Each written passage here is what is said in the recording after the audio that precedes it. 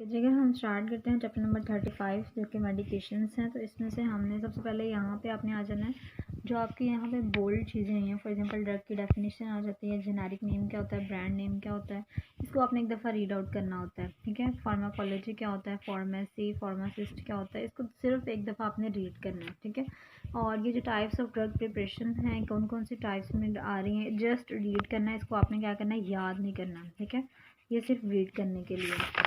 आगे आज है आपके पास फार्माकोपिया क्या होता है। ठीक है, इसको आपने करना है। लीगल एस्पेक्ट्स कौन कौन से होते हैं ड्रग एडमिनिस्ट्रेशन के, ये पैराग्राफ पूरा आपने रीड करना है क्योंकि अक्सर ये क्वेश्चन आ जाता होता है। ठीक है, इफेक्ट्स ऑफ ड्रग जो है वो आपके पास सिर्फ डेफिनेशन जो बोल्ड हुई हुई हैं। ठीक है, जो लाइंस बोल्ड हैं आपने उनको जो है वो पढ़ना है। एक दफ़ा एडवर्स इफेक्ट्स कौन से होते हैं, साइड इफेक्ट क्या होता है, ठीक है, ड्रग टॉक्सिसिटी क्या होता है, ये चीज़ों को जो है वो आपने रीड आउट करना है।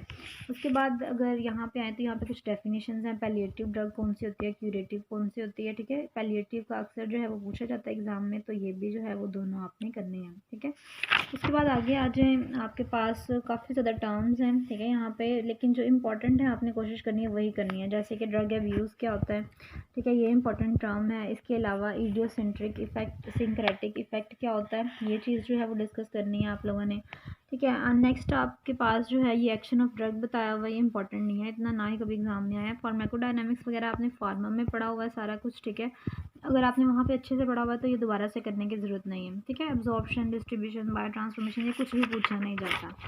ये सारा फार्मा का टॉपिक है, ये आपने वहीं से ही जो है वो इसको कवर करना है। यहाँ से भी आपने कोशिश करनी है कि कुछ ना ही करें तो चल जाएगा काम। ठीक है, आगे आ जाए, ये जो रूट्स ऑफ एडमिनिस्ट्रेशन है ये इंपॉर्टेंट है यहाँ पे। ठीक है, ये आपने करने हैं, एग्जाम्स में भी आते हैं। यूएचएस का कहने के इंपॉर्टेंट क्वेश्चन है कि कौन कौन से रूट्स है एडमिनिस्ट्रेशन के, ओरल है, सबलिंगुअल है, बक्कल है, रेक्टल है, ये आपने सारे अच्छे से जो है वो याद करने हैं। ठीक है, कभी कभी इसके ऊपर इनलिस्ट करने के लिए आ जाती हैं चीज़ें कि आपने इनलिस्ट करना है, और कभी कभी आपको जो है वो पूरा एससीक्यू मतलब लॉन्ग क्वेश्चन जिस तरह से होता है ना उस तरह से करके आ जाता है कि 8 नंबर का ही दे दिया जाए कि ये करें। वैसे मोस्टली ये 4 मार्क्स का जो है वो आपको असाइन किया जाता है रूल्स ऑफ एडमिनिस्ट्रेशन, लेकिन ये बहुत इंपॉर्टेंट क्वेश्चन है, ये आपने अच्छे से करना है।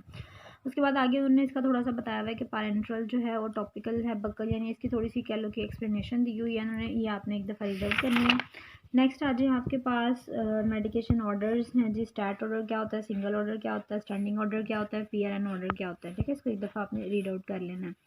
उसके बाद आगे आ जाए, यहाँ से आपने कुछ भी नहीं करना। ठीक है, ये सारा कुछ आप छोड़ भी दें तो गुजारा हो जाएगा, बिकॉज ये मैट्रिसेस वाले क्वेश्चन ये सारे जो है ना मैथमेटिक्स वाले, ये सारा कुछ भी नहीं आता एग्ज़ाम के अंदर। ठीक है, ये कुछ भी हमने नहीं करना। यहाँ पे बॉक्स 35(6) आएगा आपके पास एक, ये इंपॉर्टेंट है, ये आपने करना है। इसमें क्या आएगा, राइट्स ऑफ मेडिकेशन एडमिनिस्ट्रेशन, मतलब कौन कौन से राइट्स हैं मेडिकेशन एडमिनिस्ट्रेशन के।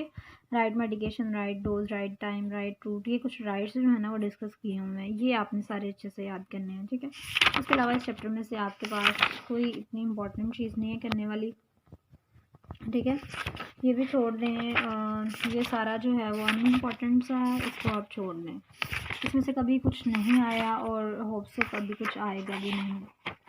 ठीक है जी, नेक्स्ट आते हैं आपके पास साइट्स ऑफ इंजेक्शन आ गए हैं। ये जनरल नॉलेज का क्वेश्चन होता है कि आप इंट्रामस्कुलर इंजेक्शन लगाते हैं, डेल्टॉइड पे लगाते हैं। ठीक है, तो ये आपको आइडिया होता है पहले से ही। ठीक है, ये जो एग्जांपल स्किल्स वगैरह हैं आप क्लिनिकल्स पे जब जाते हैं ना तो तब आपको बता दी जाती हैं। इस वजह से इतना डिटेल में डिस्कस करने की इसको ज़रूरत नहीं होती, क्योंकि एग्ज़ाम में टाइम कम होता है, तो हमने सिर्फ इंपॉर्टेंट चीज़ें जो होती हैं वो करनी होती हैं। ठीक है, तो इसमें से कोई इस तरह की चीज़ नहीं है कि जो पेपर में ज़्यादा आए और हम उसको जो है वो बैठ के उसके ऊपर अपना टाइम लगाएं। ठीक है, वो सिर्फ जनरल नॉलेज है जो कि आपने क्या करना है अपने वाइवा से, यानी जो अपनी क्लिनिकल नॉलेज होगा वहाँ से करना है। ये लास्ट में आपके पास टेस्ट योर नॉलेज आ जाता है, ये आपने ज़रूर करना है, हर चैप्टर का करना है, बिकॉज इसमें से बहुत ज़्यादा एमसीक्यूज़ जो हैं वो आते हैं यूएचएस में। ठीक है, इसमें से एमसीक्यूज़ आ जाते हैं तो आपने ये सारे एमसीक्यूज़ जो हैं वो अच्छे से करने हैं। ठीक है, ये मेडिकेशन वाला चैप्टर हमारा चैप्टर 35 एंड हो जाता है।